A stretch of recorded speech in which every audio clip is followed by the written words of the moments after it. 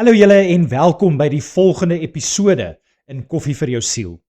Die titel vir vandag is Die stilte wat gebreek word en hierdie is die 7de episode in die tema Die kriewelrige kerk.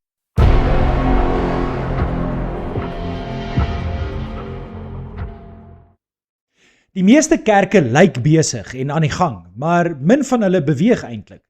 Mense stroom in, die stoele raak vol, die musiek dra die kamer en tog bly die wêreld daar buite onaangeraak. Dit is nie omdat die boodskap swak is nie, maar omdat die beweging verdwyn het. 'n Liggaam wat geroep is om uit te gaan, het gewoond geraak daaraan om in stilte te sit en luister. Die roeping het nie verander nie, die ritme het. En wanneer die ritme breek, verloor die kerk sy stem en haal nie meer asem nie. Maar iets in jou weet, dit kan nie so bly nie. Iets in jou voel die spanning tussen wat jy hoor en wat jy uitleef. Hierdie oordenking druk jou nie in skuldgevoelens in nie. Dit trek jou vorentoe in 'n roeping in. Dit herinner jou dat die evangelie nooit bedoel was om binne 4 mure van die kerk te oorleef nie. Dit was gemaak om verkondig te word. En wanneer 'n gelowige weer begin opstaan en uitgaan, begin 'n kerk weer asemhaal. Die sleutelvers vir vandag kom uit Romeine 10 vers 14. Maar hoe kan 'n mens hom aanroep as jy nie in hom glo nie? En hoe kan jy in hom glo as jy nie van hom gehoor het nie? En hoe kan jy van hom hoor sonder iemand wat preek? Die oordenking vir vandag, die kerk wat sy greep verloor het. Die vroeë kerk het nie gewag vir mense om in te kom nie. Hulle het uitgegaan. Evangelisasie was nie 'n program nie, maar 'n ritme, 'n samekoms waar hulle toegerus geword het om dan weer sendingwerk daar buite te doen. Elke gelowige was gewortel in wat hy glo, hoekom hy dit glo en hoe om daardie geloof uit te dra in 'n wêreld wat dit nie wou hoor nie. Die kerk was 'n basis, nie 'n bestemming nie, 'n opleidingskamp, nie 'n vermaaklikheidssentrum nie. Die beweging was eenvoudig: kom in om te leer, gaan uit om te leef. Daardie ritme het verdwyn. Die moderne kerk het die kom in vervolmaak, dienste, konferensies, preke, gemak, roetines, maar die gaan uit het verdwyn. Vrees het die plek van ons roeping ingeneem. Vrees vir verwerping, vrees vir konflik, vrees vir vrae, vrees vir ongemak. En waar vrees nie heers nie, daar heers apatie. Die gevolg is 'n kerk wat veilig voel, maar stil staan. 'n Liggaam wat vergader, maar nie beweeg nie. Wanneer gelowiges hul roeping uitkontrakteer aan die pastoor, word die kerk 'n gehoor eerder as 'n mag. Die uitnodiging word nie meer, laat ek jou vertel van Christus nie, maar kom saam met my kerk toe, miskien sê die pastoor iets wat jou lewe sal verander. Die evangelie word 'n Sondagproduk, nie 'n weeklange leefwyse nie. En die pastoor word vasgevang in 'n onmoontlike druksituasie. Hy moet preek vir die wat nie gered is nie en terselfdertyd ook vir die wat reeds gered is, wat uiteindelik lei tot 'n boodskap wat niemand werklik vorm nie. Selfs predikante raak deel van die kringloop. Wanneer hulle sê, bring 'n vriend saam, dan weet almal wat dit beteken. Die volgende preek gaan melk wees. Diepte word uitgestel, groei word geparkeer. Die kerk word 'n plek waar die boodskap versigtig verdun word om niemand uit te daag nie. En juis daarom word niemand gevorm nie. Die liggaam word ondervoed en die wêreld word nie bereik nie. Maar Jesus het nooit gesê, bring hulle na die gebou toe nie. Hy het gesê, gaan uit. Die disippels het nie gewag vir 'n diens nie. Hulle het die wêreld binne gestap met 'n boodskap wat hulle nie kon terughou nie. Die opdrag was nooit vir 'n professionele geestelike klas mense bedoel nie. Dit was vir elke gelowige, elke dag, oral waar hulle gegaan het. Die kerk se taak was om die gelowiges toe te rus vir hierdie werk, nie om die werk namens hulle te doen nie. Wanneer die kerk weer verstaan dat evangelisasie buite gebeur en om mense toe te rus binne gebeur, begin die liggaam herstel. Gelowiges word sterk, kundig, dapper en bekwaam. Die boodskap word nie meer 'n Sondag gebeurtenis nie, maar 'n lewensritme. Daar word nie meer vir die wêreld gewag om in te kom nie, want die kerk gaan weer uit. En dit is hoe die koninkryk uitbrei. Maar hoe kan ons dit in ons persoonlike lewe toepas? Die roeping wat Jesus gee, wag nie vir 'n beter atmosfeer of 'n gemakliker oomblik nie. Dit wag vir 'n mens wat bereid is om sy voet van die rempedaal af te haal. Die wêreld buite jou deur is nie 'n bedreiging nie. Dit is jou veld. Die plek waar jou geloof ophou om 'n idee te wees en begin om 'n beweging te word.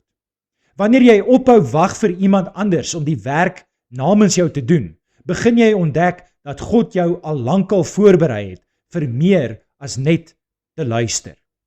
Elke dag gee vir jou 'n kans om die stilte te breek, nie met 'n preek nie, maar met 'n lewe wat wys dat Christus werklik in jou woon.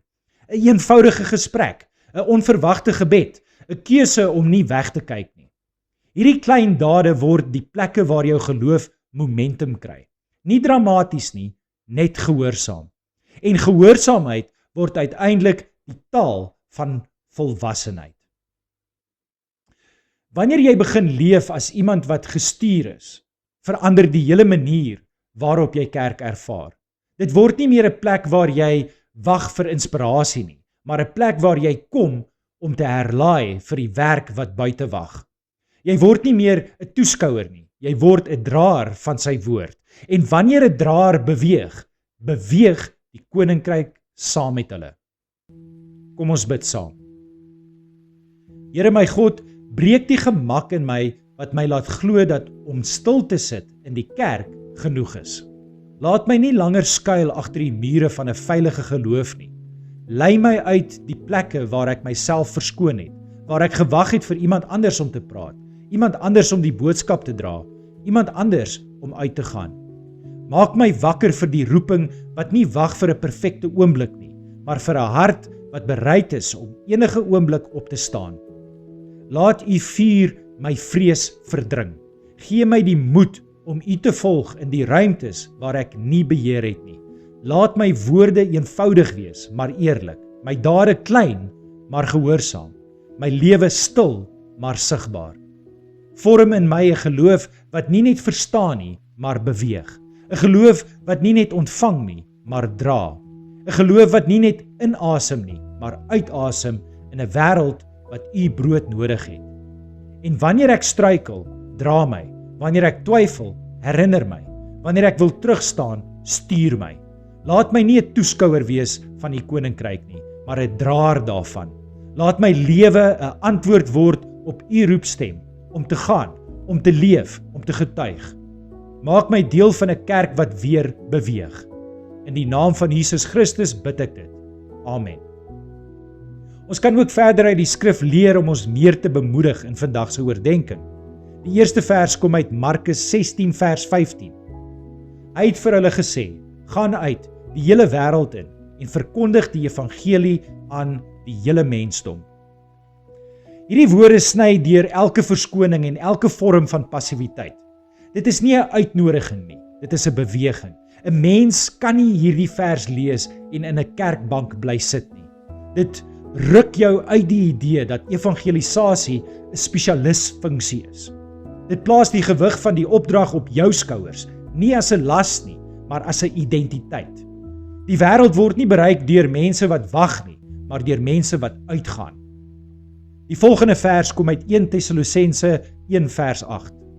Van julle af is die woord van die Here in Macedonië en in Agaia verkondig. En oral het die mense gehoor van julle geloof in God, sodat dit nie vir ons nodig is om nog iets daaroor te sê nie. Hierdie beeld is onmoontlik om te ignoreer. 'n Geloof wat nie vasgehou word nie, maar uitwaarts beweeg. 'n Gemeente wat so aktief dra, leef en getuig dat die boodskap hulle vooruitloop. Dit is die teenoorgestelde van 'n kerk wat wag vir mense om in te kom. Dit is 'n geloof wat die wêreld tref lank voordat iemand 'n diens bygewoon het. Dit is die soort beweging wat 'n liggaam wakker maak en 'n stad verander. En dan die laaste vers kom uit 2 Korintiërs 5 vers 20. Ons tree dus op as gesandte van Christus en dit is God wat deur ons 'n beroep op julle doen. Ons smeek julle namens Christus, aanvaar die versoening met God wat hy bewerk het. Ons identiteit word hier onverbiddelik duidelik. Jy is nie 'n toeskouer nie, maar 'n gesant, 'n draer van 'n boodskap wat nie stil kan bly nie. Hierdie vers breek die grens tussen professionele bediening en gewone gelowige uitmekaar. Daar is geen grens nie. Die roeping is universeel. Die beweging is noodsaaklik. Die wêreld hoor Christus wanneer sy mense ophou om te skuil binne die 4 mure van die kerk en begin om uit te gaan en sy boodskap te verkondig. Dankie dat jy na vandag se boodskap geluister het. Mag jy 'n vreugdevolle dag hê. Mag die Here jou seën. Ons gesels weer tot volgende keer. Shalom, shalom.